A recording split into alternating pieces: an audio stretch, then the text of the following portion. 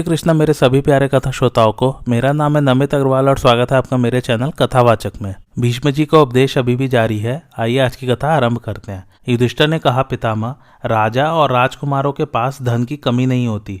वे एकाकी और असहाय भी नहीं होते, अतः उनके द्वारा तो बड़े बड़े यज्ञों का अनुष्ठान होना संभव है, किंतु धनहीन, निर्गुण, एकाकी और असहाय मनुष्य वैसे यज्ञ नहीं कर सकते। इसलिए जिस कर्म का अनुष्ठान दरिद्रों के लिए भी सुगम तथा बड़े बड़े यज्ञों के समान फल देने वाला हो, उसी का वर्णन कीजिए। भीष्म जी ने कहा, युधिष्ठिर, अंगीरा मुनि की बतलाई हुई जो उपवास की विधि है वह यज्ञों के समान ही फल देने वाली है।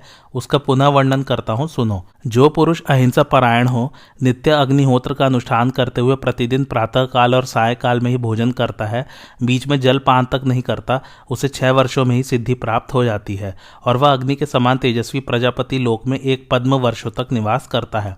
जो एक पत्नी व्रत का पालन करते हुए निरंतर 3 वर्षों तक प्रतिदिन एक समय भोजन करके रहता है, उसे अग्निष्ठोम यज्ञ का फल प्राप्त होता है। जो नित्य अग्नि में होम करता हुआ 1 वर्ष तक प्रति दूसरे दिन एक बार भोजन करता है तथा सदा सवेरे उठता और अग्निहोत्र के कार्य में लगा रहता है, वह भी अग्निष्ठोम यज्ञ के ही फल का भागी होता है। जो 12 महीनों तक प्रति तीसरे दिन एक समय भोजन करता, नित्य सवेरे उठता और अग्निहोत्र किया करता है, उसे अतिरात्र याग का उत्तम फल प्राप्त होता है तथा वह पुरुष 3 पद्म वर्षों तक स्वर्गलोक में निवास करता है। जो अग्निहोत्र पूर्वक 12 महीनों तक प्रति चौथे दिन एक बार अन्न ग्रहण करता है, वह वाजपेय यज्ञ के उत्तम फल का भागी होता है तथा वह इंद्रलोक में रहकर सदा देवराज की क्रीड़ाओं को देखा करता है। 12 महीनों तक प्रति 5वें दिन एक समय भोजन करके नित्य अग्निहोत्र करने वाला, लोभहीन, सत्यवादी, ब्राह्मण भक्त, अहिंसक, ईर्ष्या रहित और पाप कर्म से दूर रहने वाला पुरुष द्वादशाह यज्ञ का फल प्राप्त करता है तथा वह 51 पद्म वर्षों तक स्वर्गलोक में सुख भोगता है। जो प्रति 6ठे दिन एक वक्त भोजन करके 12 महीनों तक मौन भाव से अग्निहोत्र का अनुष्ठान करता, तीनों समय नहाता, ब्रह्मचार्य का पालन करता और किसी के दोषों पर दृष्टि नहीं डालता है, वह मनुष्य 2 पताका अर्थात महापद्म, 18 पद्म, 1300 करोड़ और 50 अयुत वर्षों तक तथा 100 रीछों के चमड़ों में जितने रोए होते हैं उतने वर्षों तक ब्रह्मलोक में सम्मानित होता है। जो 1 वर्ष तक प्रति 7वें दिन एक समय भोजन करता, नित्य अग्निहोत्र करता, वाणी को नियम में रखता और ब्रह्मचार्य का पालन करता है, वह असंख्य वर्षों तक देवताओं और इंद्र के लोक में निवास करता है तथा जिस यज्ञ में बहुत से सुवर्ण की दक्षिणा दी जाती है उसके फल का वह भागी होता है। जो प्रति 8वें दिन एक वक्त भोजन करके 12 महीनों तक क्षमाशील, देव कार्य परायण और अग्निहोत्री होकर जीवन व्यतीत करता है, उसे पुंडरीक यज्ञ का सर्वश्रेष्ठ फल प्राप्त होता है। जो प्रति 9वें दिन एक समय अन्न ग्रहण करके वर्ष भर नित्य अग्निहोत्र का अनुष्ठान करता है, उसे 1000 अश्वमेध यज्ञ का फल प्राप्त होता है तथा वह पुंडरीक के समान श्वेतवर्ण के विमान पर आरूढ़ हो रुद्र लोक में जाकर वहां 1 कल्प, लाख करोड़ और 18,000 वर्षों तक सुख भोगता है। जो प्रति 10वें दिन एक समय भोजन करके 12 मासों तक नित्य अग्नि में हवन करता है, वह ब्रह्मलोक का निवासी होता है, उसे 1000 अश्वमेध यज्ञ का उत्तम फल मिलता है तथा वह नीले और लाल कमल के समान अनेकों रंगों से सुशोभित मंडलाकार घूमने वाला, सागर की लहरों के समान ऊपर नीचे होने वाला, विचित्र मणिमालाओं से अलंकृत और शंख ध्वनि से परिपूर्ण विमान प्राप्त करता है। जो पुरुष 12 महीनों तक सदा 11वें दिन भोजन करते हुए अग्नि में हवन करता है, मन और वाणी से भी पर स्त्री की अभिलाषा नहीं करता तथा माता पिता के लिए भी कभी झूठ नहीं बोलता है, वह विमान में विराजमान परम शक्तिमान जीवन चरित्र का श्रवण करना चाहिए। सजातीय बंधु, संबंधी और मित्रों का सदा आदर करना उचित है। अपनी शक्ति के अनुसार यज्ञ करके उसमें नाना प्रकार की दक्षिणा देनी चाहिए। तदंतर गार्हस्थ्य की अवधि समाप्त हो जाने पर वानप्रस्थ के नियमों का पालन करते हुए वन में निवास करना चाहिए। युधिष्ठिर, इस प्रकार मैंने तुमसे आयु की वृद्धि करने वाला नियमों का संक्षेप से वर्णन किया है। जो नियम बाकी रह गए हैं उन्हें तुम वेद के विद्वान ब्राह्मण से पूछकर जान लेना। सदाचार ही कल्याण का जनक और कीर्ति को बढ़ाने वाला है। उसी से आयु की वृद्धि होती है और वही बुरे लक्षणों का नाश करता है। संपूर्ण आगमों में सदाचार ही श्रेष्ठ बतलाया गया है।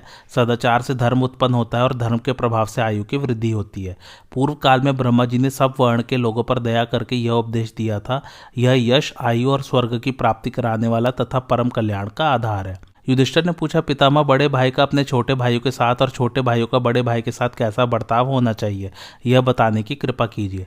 भीष्म जी ने कहा, बेटा, तुम अपने भाइयों में सबसे बड़े हो, अतः बड़े के अनुरूप ही बर्ताव करो। गुरु का अपने शिष्य के प्रति जैसा बर्ताव होता है वैसा ही तुम्हें भी अपने भाइयों के साथ करना चाहिए।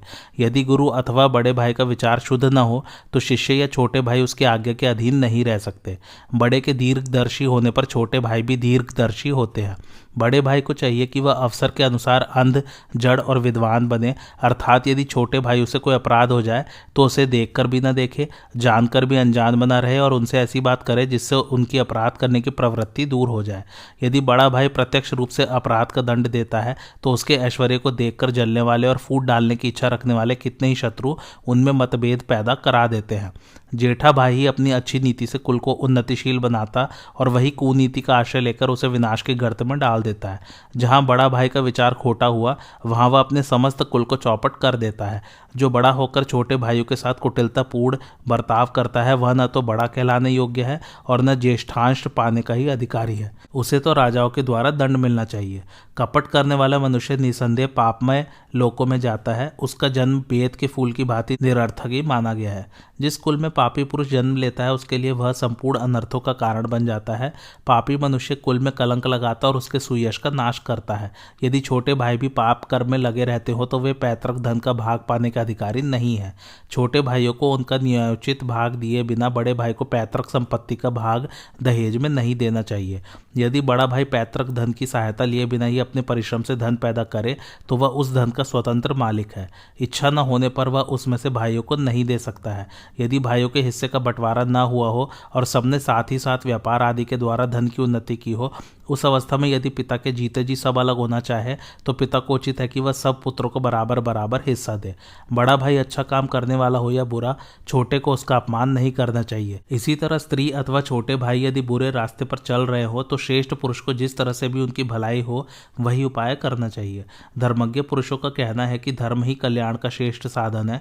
गौरव में 10 आचार्यों से बढ़कर उपाध्याय, 10 उपाध्यायों से बढ़कर पिता और 10 पिताओं से बढ़कर माता है। माता का गौरव समूची पृथ्वी से भी बड़ा है। उसके समान दूसरा कोई गुरु नहीं है। माता का गौरव सबसे अधिक होने के कारण ही लोग उसका विशेष आदर करते हैं। पिता की मृत्यु हो जाने पर बड़े भाई को ही पिता के समान समझना चाहिए।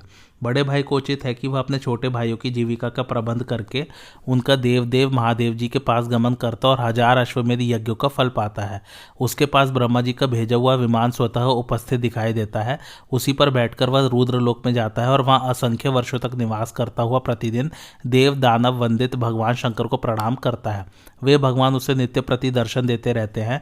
जो 12 महीनों तक प्रति 12वें दिन केवल घी पीकर रहता है उसे सर्वमेध यज्ञ का फल मिलता है और वह सूर्य के समान प्रकाशमान विमान पर बैठकर ब्रह्मलोक में प्रतिष्ठित होता है।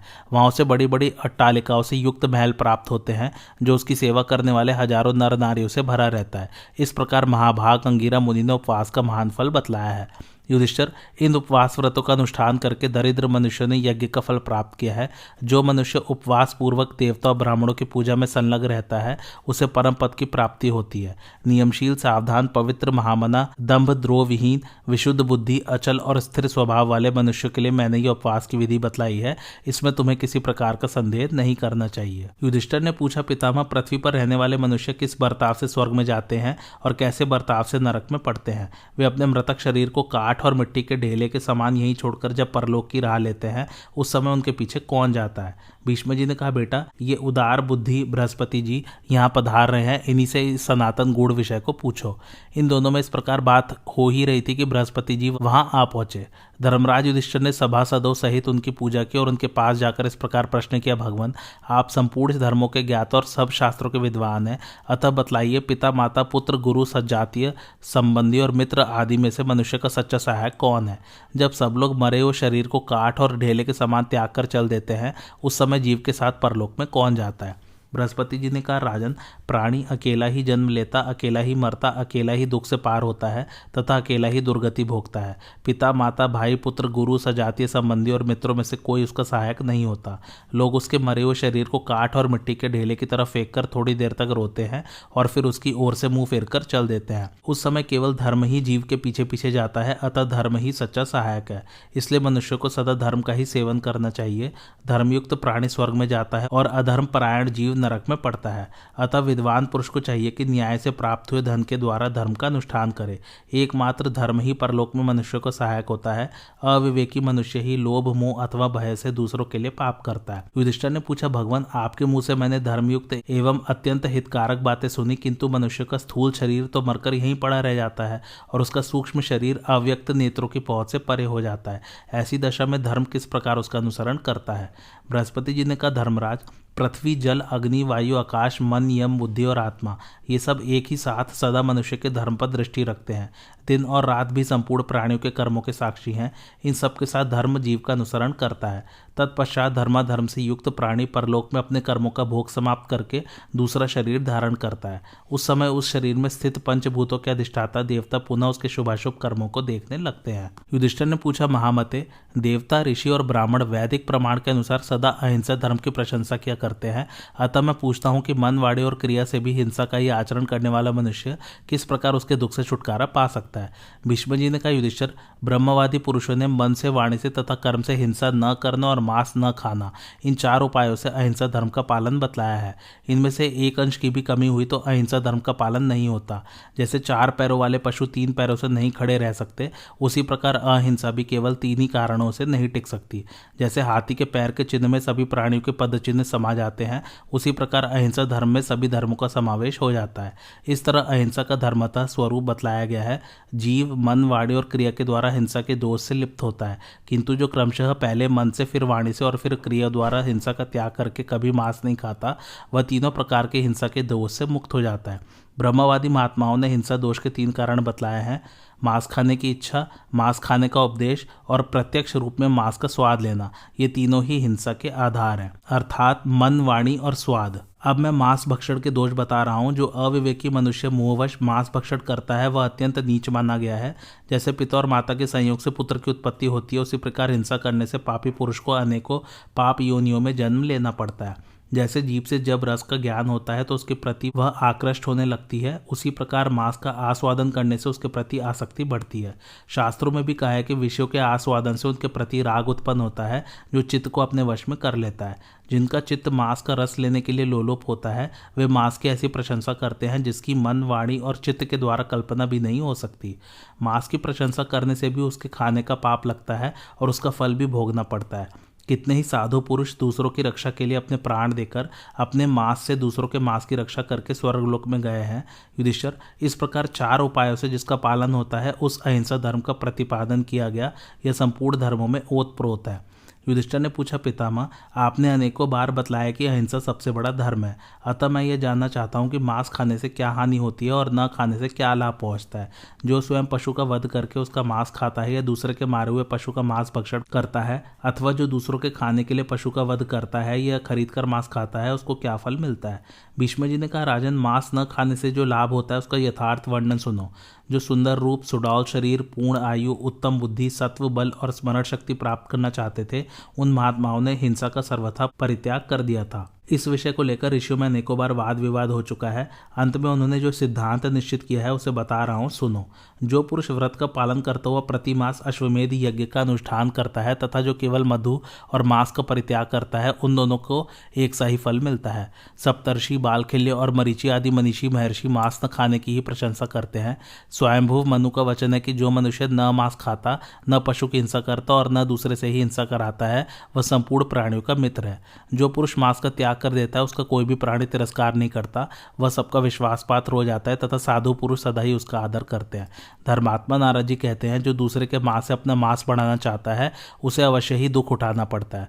बृहस्पति जी का कथन है, जो मधु और मांस त्याग देता है उसे दान, यज्ञ और तपस्या का फल प्राप्त होता है।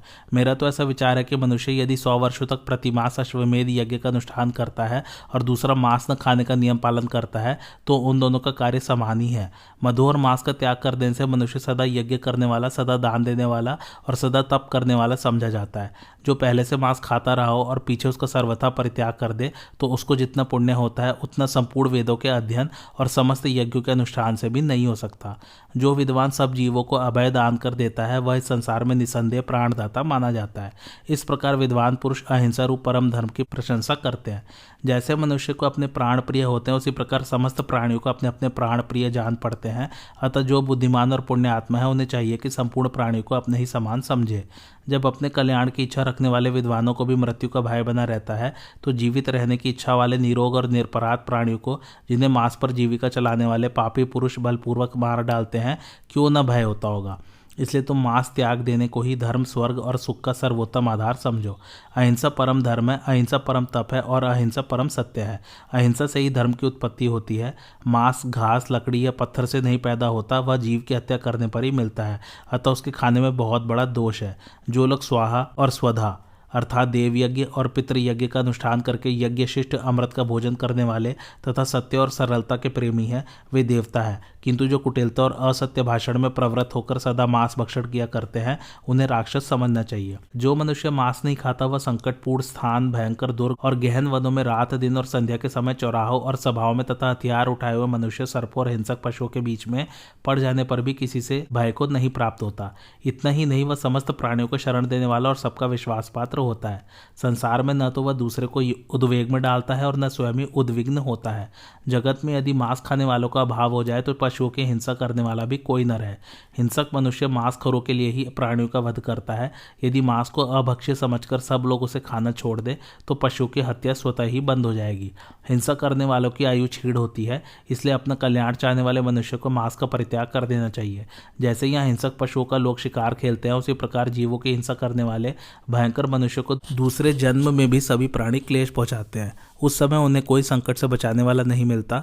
लोभ से, बुद्धि के मोह से, बल वीर की प्राप्ति के लिए अथवा पापियों के संसर्ग में आने से मनुष्य के अधर्म में रुचि हो जाती है। जो दूसरों के मांस खाकर अपना मांस बढ़ाना चाहता है, वह जहाँ कहीं भी जन्म लेता है चैन से नहीं रहने पाता। नियम पालन करने वाले महर्षियों ने मांस भक्षण के त्याग को ही धन, यश, आयु तथा स्वर्ग की प्राप्ति का प्रधान उपाय और परम कल्याण का साधन बतलाया है। कुंती नंदन, पूर्व काल में मैंने मार्कंडेय जी के मुख से मांस खाने के जो दोष सुने हैं, उन्हें बता रहा हूँ, सुनो। जो जीवित रहने की इच्छा वाले प्राणियों को मारकर अथवा उनके स्वयं मर जाने पर उनका मांस खाता है, वह उन प्राणियों का हत्यारा ही समझा जाता है। जो मांस खरीदता है वह धन से, जो खाता है वह उपभोग से तथा जो मारने वाला है वह शस्त्र प्रहार करके या फांसी लगाकर पशुओं की हिंसा करता है। इस प्रकार 3 तरह से प्राणियों का वध होता है।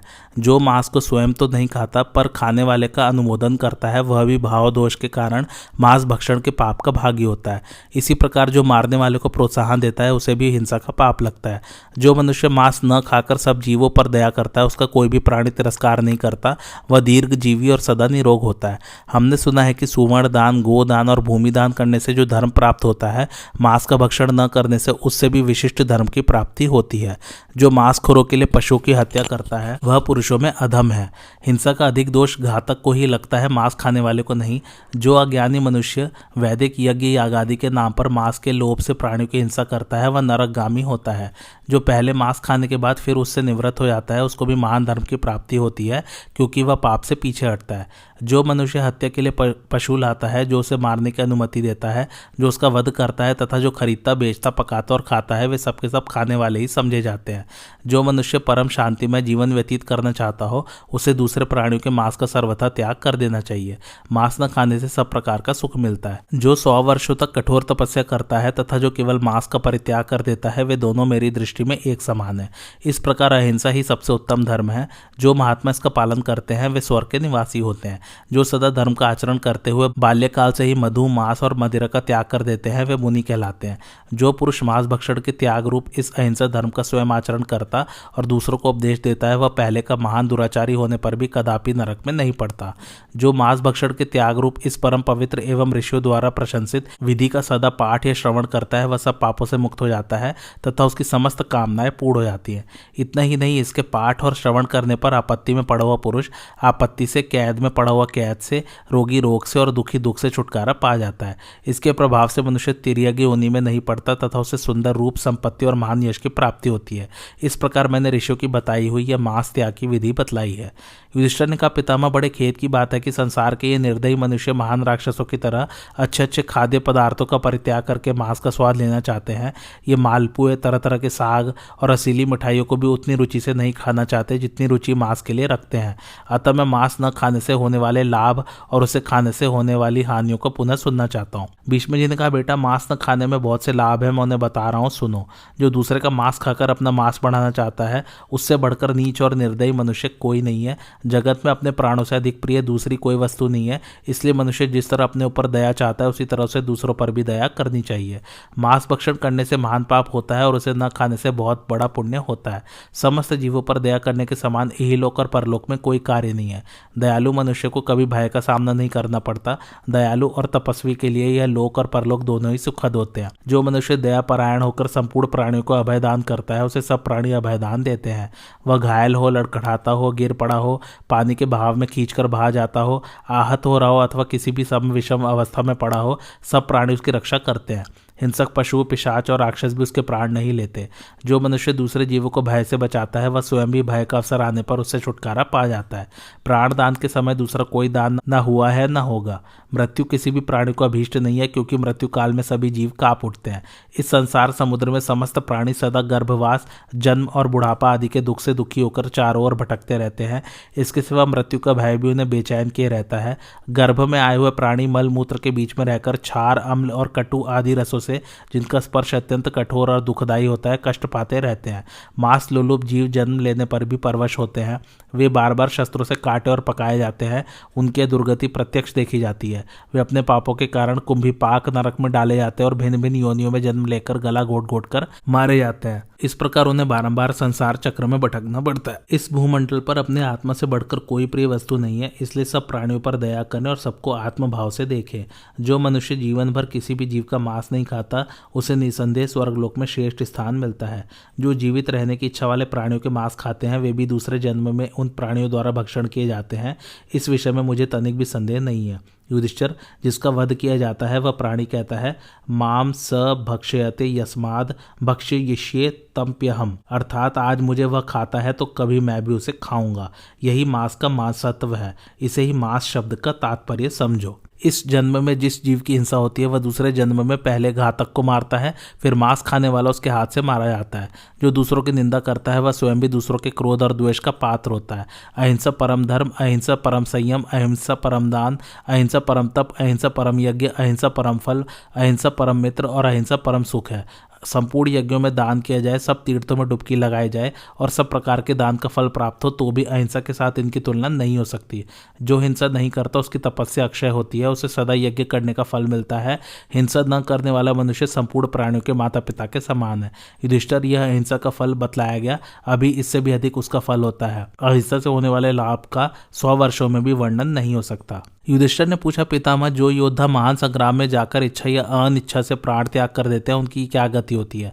आप जानते हैं प्राण त्याग करना कितना कठिन है। कोई उन्नति की अवस्था में हो या अवनति की, शुभ समय में हो या अशुभ समय में, किंतु मरना नहीं चाहता। इसका क्या कारण है? आप सर्वज्ञ है, बताने की कृपा कीजिए।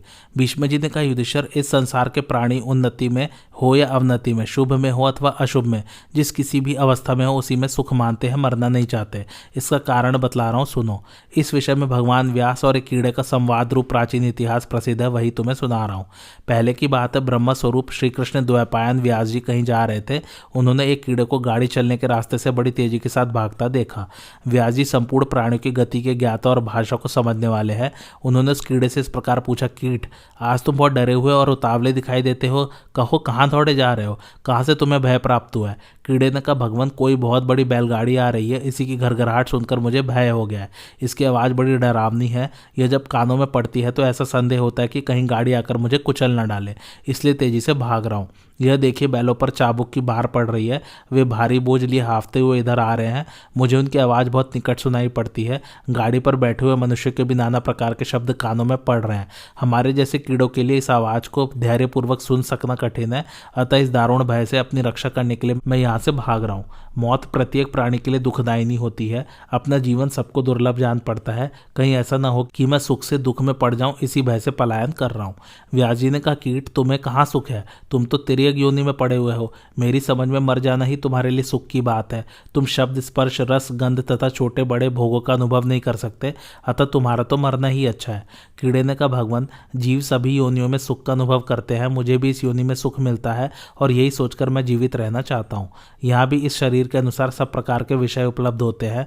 मनुष्य और स्थावर प्राणियों के भोग अलग अलग है। पहले जन्म में मैं एक बहुत धनी शूद्र था। ब्राह्मणों के प्रति मेरे मन में तनिक भी आदर का भाव न था। मैं परले वह सिरे का कंजूस और ब्याजखोर था। सबसे तीखे वचन बोलना, बुद्धिमानी के साथ लोगों को ठगना और संसार भर से द्वेष रखना, यह मेरा स्वभाव हो गया था। झूठ बोलकर लोगों को धोखा देना और दूसरों का माल हड़प लेना, यही मेरा काम था। मैं इतना निर्दयी था कि मात्सर्यवश घर पर आए हुए अतिथियों और आश्रितजनों को भोजन कराए बिना ही केवल स्वाद लेने की इच्छा से अकेला ही भोजन कर लेता था। भय के समय अभय पाने की इच्छा से कितने ही शरणार्थी मेरे पास आते, किंतु मैं उन्हें शरण लेने योग्य सुरक्षित स्थान में पहुंचाकर भी अकस्मात वहां से निकाल देता, उनकी रक्षा नहीं करता था। दूसरे मनुष्य के पास धन धान्य, सुंदरी स्त्री, अच्छी अच्छी सवारियां, अद्भुत वस्त्र और उत्तम लक्ष्मी देखकर मैं अकारण ही उनसे जलता रहता था। दूसरों का सुख देखकर मुझे ईर्ष्या होती थी। किसी का ऐश्वर्य मुझसे नहीं देखा जाता था। मैं अपनी इच्छाओं का गुलाम था। दूसरों के धर्म, अर्थ और काम का विनाश करने को सदा ही उद्यत रहता था। पूर्व जन्म में मेरे द्वारा प्रायः क्रूरतापूर्ण कर्म हुए हैं, उनकी याद आने से मुझे बड़ा पश्चाताप होता है। उस समय मुझे शुभ कर्मों के फल का ज्ञान न था। जीवन में मैंने केवल अपनी बूढ़ी माता की सेवा की थी तथा एक दिन अपने घर पर आए हुए एक ब्राह्मण अतिथि का, जो अपने जातीय गुण से संपन्न थे, स्वागत सत्कार किया था। उसी पुण्य के प्रभाव से मुझे आज तक पूर्व जन्म की स्मृति बनी हुई है। अब मैं कोई शुभ कर्म करके भविष्य में सुख पाना चाहता हूँ, अतः जिससे मेरा कल्याण हो वह उपाय आप ही बताइए। आप ही के मुंह से मैं उसे सुनना चाहता हूँ। व्यास जी ने कहा, कीट, तुम जिस शुभ कर्म के प्रभाव से तिर्यक योनि में जन्म लेकर भी मोहित नहीं हुए हो, वह और कुछ नहीं, मेरा दर्शन ही है। मैं अपने तपोबल से केवल दर्शन मात्र देकर तुम्हारा उद्धार कर दूंगा। तपोबल से बढ़कर दूसरा कोई श्रेष्ठ बल नहीं है।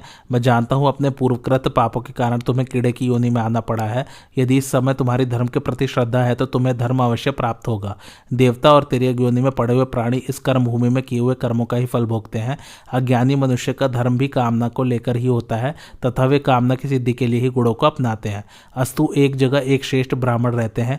वे जीवन में सदा सूर्य और चंद्रमा की पूजा किया करते हैं तथा लोगों को पवित्र कथाएं सुनाते रहते हैं। उन्हीं के यहाँ तुम पुत्र रूप से जन्म लोगे और विषयों को पंचभूतों का विकार मानकर अनासक्त भाव से उनका उपभोग करोगे।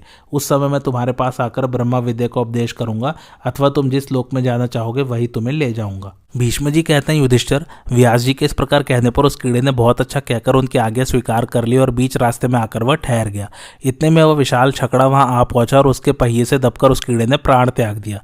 तत्पश्चात वह क्रमशः साही, गोधा, सुअर, मृग, पक्षी, चांडाल, शूद्र और वैश्य की योनियों में जन्म लेता हुआ क्षत्रिय जाति में उत्पन्न हुआ। उस समय वह महर्षि व्यास जी का दर्शन करने के लिए वन में गया और उन्हें पहचान कर उनके चरणों में गिर पड़ा। उसके बाद हाथ जोड़कर बोला, भगवान, आज मुझे वह स्थान मिला है जिसकी कहीं तुलना नहीं है। इसे मैं 10 जन्मों से पाना चाहता था। यह आप ही की कृपा है कि मैं अपने दोष से कीड़ा होकर भी आज राजकुमार हो गया। अब सोने की मालाओं से सुशोभित अत्यंत बलवान गजराज मेरी सवारी में रहते हैं। मैं सुंदर महलों के भीतर सुखद शैयाओं पर बड़े सम्मान के साथ शयन करता हूँ। आप महान तेजस्वी और सत्य प्रतिज्ञ हैं। आपके ही प्रसाद से आज मैं कीड़े से राजपूत हो गया हूँ। महाप्राज्ञा, आपको नमस्कार है। आपके तपोबल के प्रभाव से मुझे यह राजपथ प्राप्त हुआ है, अतः आज्ञा दीजिए मैं आपकी क्या सेवा करूं। व्यास जी ने कहा, राजन, आज तुमने अपनी वाणी से मेरा भलीभांति स्तवन किया है। अभी तक तुम्हें अपनी कीट योनि की कलुषित स्मृति बनी हुई है। तुमने पूर्व जन्म में अर्थपरायण, नृशंस और आतताई शूद्र होकर जो पाप संचित किया था उसका सर्वथा नाश नहीं हुआ है। कीट योनि में जन्म लेकर भी जो तुमने मेरा दर्शन किया, उसी पुण्य का फल है कि तुम क्षत्रिय हुए और आज जो तुमने मेरी पूजा की, इससे तुम्हें ब्राह्मणत्व की प्राप्ति होगी। राजकुमार, तुम नाना प्रकार के सुख भोग कर अंत में गौ और ब्राह्मणों की रक्षा के लिए संग्राम भूमि में अपने प्राणों की आहुति दोगे। तदंतर ब्राह्मण रूप में प्रचुर दक्षिणा वाले अनेकों यज्ञों का अनुष्ठान करके अविनाशी ब्रह्म स्वरूप होकर अक्षय आनंद का अनुभव करोगे। भीष्म जी कहते हैं, इस प्रकार अपने पूर्व जन्म का स्मरण करने वाला वह कीट अब क्षत्रिय योनि में उत्पन्न हो छात्र धर्म का पालन करने लगा। तत्पश्चात उसने बड़ी भारी तपस्या आरंभ की। धर्म और अर्थ के तत्व को जानने वाले उस राजकुमार की उग्र तपस्या देखकर विप्रवर श्री कृष्ण द्वैपायन व्यास जी उसके पास आए और कहने लगे, कीट, प्राणियों की रक्षा करना ही क्षत्रियों का धर्म है। तुम शुभ और अशुभ का ज्ञान प्राप्त करो तथा अपने मन और इंद्रियों को वश में करके भलीभांति प्रजा का पालन करो। उत्तम भोगों का दान करते हुए अपने अशुभ दोषों का मार्जन करो। प्रसन्न रहो और आत्मा का ज्ञान प्राप्त करो। आजीवन स्वधर्म का पालन करते रहो। तदंतर क्षत्रिय शरीर का त्याग करके ब्राह्मणत्व को प्राप्त करोगे। युधिष्ठिर, महर्षि व्यास की बात सुनकर वह राजकुमार प्रजा का धर्म पूर्वक पालन करने लगा। प्रजा पालन रूप धर्म का आचरण करते हुए उसने थोड़े ही दिनों में रणभूमि में शरीर त्याग दिया और दूसरे जन्म में वह ब्राह्मण के घर उत्पन्न हुआ। यह जानकर महायशस्वी व्यास जी पुनः उसके पास आए और बोले, विप्रवर, अब तुम्हें किसी प्रकार का भय नहीं होना चाहिए। उत्तम कर्म करने वाला उत्तम जाति में और पाप करने वाला पाप योनियों में जन्म लेता है। मनुष्य जैसा पाप करता है उसके अनुसार ही उसे फल भोगना पड़ता है। अतः अब तुम मृत्यु के भय से न डरो। हाँ, तुम्हें धर्म के लोभ का भय अवश्य होना चाहिए, इसलिए उत्तम धर्म का आचरण करते रहो। कीट ने कहा, भगवान, आपकी कृपा से मुझे अधिकाधिक सुख की अवस्था प्राप्त होती गई है। आज धर्म मूलक संपत्ति पाकर मेरा सारा पाप नष्ट हो गया। भीष्म जी कहते हैं, इस प्रकार भगवान व्यास के कथनानुसार उस कीट ने दुर्लभ ब्राह्मणत्व को पाकर पृथ्वी को सैकड़ों यज्ञ यूपों से अंकित कर दिया, अर्थात उसने सैकड़ों यज्ञ किए। तदंतर ब्रह्मवेत्ताओं में श्रेष्ठ होकर उसने ब्रह्मा जी का सालोक्य प्राप्त किया। व्यास जी के कथनानुसार उसने स्वधर्म का पालन किया था, उसी का यह फल हुआ कि वह ब्रह्मलोक में जाकर सनातन ब्रह्मा में लीन हो गया। युधिष्ठिर, क्षत्रिय योनि में उस कीट ने युद्ध करके प्राण त्याग किया था, इसलिए उसे उत्तम गति की प्राप्ति हुई। इसी प्रकार जो प्रधान क्षत्रिय अपनी शक्ति का परिचय देते हुए रणभूमि में मारे गए हैं, वे भी पुण्यमयी गति को प्राप्त हुए हैं, अतः उनके लिए तुम्हें शोक नहीं करना चाहिए। युधिष्ठिर ने पूछा, भरत श्रेष्ठ, आप साम और दान में किसको श्रेष्ठ मानते हैं? भीष्म जी ने कहा, बेटा, कोई मनुष्य साम से प्रसन्न होता है और कोई दान से, अतः पुरुष की प्रकृति को समझकर दोनों में से एक का प्रयोग करना चाहिए। अब तुम साम के गुणों को सुनो। साम के द्वारा भयानक से भयानक प्राणी वश में किए जा सकते हैं। इस विषय में एक प्राचीन इतिहास सुनाता हूँ। कोई बुद्धिमान ब्राह्मण निर्जन वन में घूम रहा था। उसी समय एक राक्षस ने आकर उसे खाने की इच्छा से पकड़ लिया। ब्राह्मण की बुद्धि तो अच्छी थी ही, वह विद्वान भी था, इसलिए उस राक्षस की भीषण आकृति देखकर भी न तो घबराया और न दुखी ही हुआ, बल्कि उसके प्रति साम नीति का प्रयोग करने लगा। राक्षस ने ब्राह्मण के शांतिमय वचनों की प्रशंसा की और कहा, मेरे प्रश्न का उत्तर दे दो तो मैं तुम्हें छोड़ दूंगा। बताओ, मैं इतना दुर्बल और उदास क्यों हो रहा हूँ? यह सुनकर ब्राह्मण ने कुछ देर विचार किया, फिर बड़े धैर्य के साथ उसने उसके प्रश्नों का उत्तर देना आरंभ किया। राक्षस, जान पड़ता है तुम सुहृद जनों से अलग होकर परदेश में बेगाने लोगों के साथ रहकर अतुलनीय विषयों का उपभोग कर रहे हो। तुम्हारे मित्र तुम्हारे द्वारा भलीभांति सम्मानित होने पर भी अपने स्वभाव दोष के कारण तुमसे विमुख रहते हैं। गुणों में जो तुम्हारी अपेक्षा बहुत ही निकृष्ट है, वे जड़ मनुष्य भी धन और ऐश्वर्य में अधिक होने के कारण सदा तुम्हारी अवहेलना किया करते हैं। इसी कारण तुम दुर्बल और उदास हो रहे हो। आज की कथा यही समाप्त होती। कैसी लगी आप लोगों को मेरी कथा, मुझे कमेंट करके ज़रूर बताइए और मेरे चैनल कथावाचक को लाइक, शेयर और सब्सक्राइब ज़रूर कीजिए। Thanks for watching. धन्यवाद।